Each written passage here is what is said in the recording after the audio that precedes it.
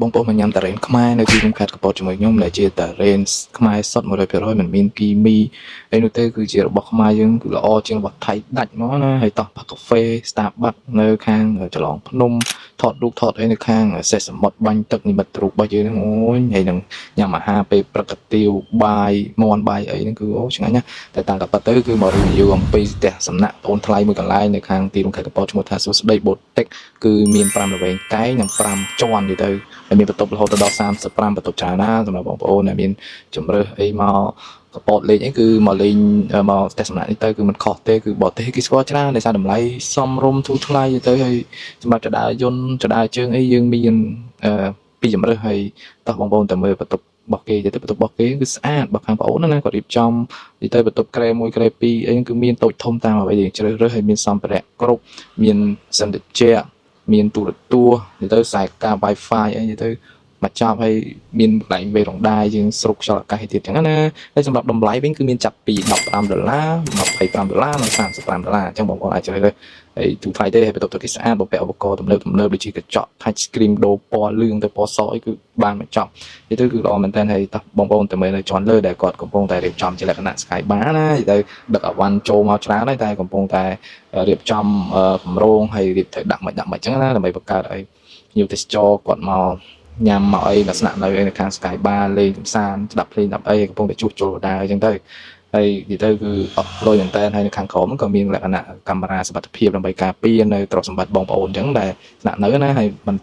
តែប៉ុណ្ណោះគឺគាត់បើកលក្ខណៈភោជនីយដ្ឋាននៅខាងក្រោមបម្រើទៅដោយអាហារព្រឹកថ្ងៃត្រង់ពេលល្ងាចអីគឺមានបញ្ចប់និយាយទៅហើយទិដ្ឋភាពហាងគាត់និយាយទៅគឺស្អាតអនាម័យហើយមានលក្ខណៈដូចជាកាហ្វេក៏មានដែរហើយដូចបងប្អូនឃើញអញ្ចឹងណាស្អាតហើយសេវាកម្មរហ័សតន់ចិត្តអញ្ចឹងណាហើយពួកយើងក៏បានសរសើរអាហារពេលព្រឹកដូចជាកាទៀវបាយមីគីវមីអីអាស្រ័យទៅលើបងប្អូនចង់ញ៉ាំអីក៏មានដែរបាយស្រូបបាយពៅមាន់អីអញ្ចឹងណាហើយពួកយើងញ៉ាំអាហារពេលព្រឹកសិនមុននឹងចេញទៅកន្លែងដើរលេងថ្មីទៀតអញ្ចឹងណាហើយពួកយើងញ៉ាំអាហារជុំគ្នាតែខ្ញុំនេះគឺកាទៀវគ្រឿងសមុទ្រដប់ហ្មងនិយាយទៅញ៉ាំអីក៏ដប់ដែរព្រោះអីចាំការទៀតព្រោះមេគាត់ប៉ាហ្នឹងគាត់ប៉ាទាំងកន្លែងគេកន្លែងដាក់នៅញ៉ាំអីហ្នឹងមកចោលហើយបន្ទាប់មកក៏យើងទៅកាហ្វេ Starbucks នៅឯជាប់មាត់ទន្លេចិត្តនឹងចន្លងភ្នំដែលយើងអាចមើលឃើញភ្នំបានណានិយាយទៅគឺល្អមែនតើនិយាយទៅខាង Starbucks នេះគាត់ចេះរកកន្លែងឃើញនិយាយទៅកើតនៅជាប់កន្លែងចន្លងភ្នំដែលយើងអាចថតរូបនិងផឹកកាហ្វេមកអូ fresh ណាបងប្អូនអើយនិយាយទៅកុំភ្លេចដើរលេងថតរូបនៅកន្លែងហាងកាហ្វេរបស់គេគឺនិយាយទៅស្អាតហើយខាងគេហ្នឹងក៏មានកន្លែងជាន់លើយើងទៅថតរូបដែរទៅយើងមកញ៉ាំកាហ្វេឲ្យថតរូបជាន់លើទៅប្លង់ស្អាតណា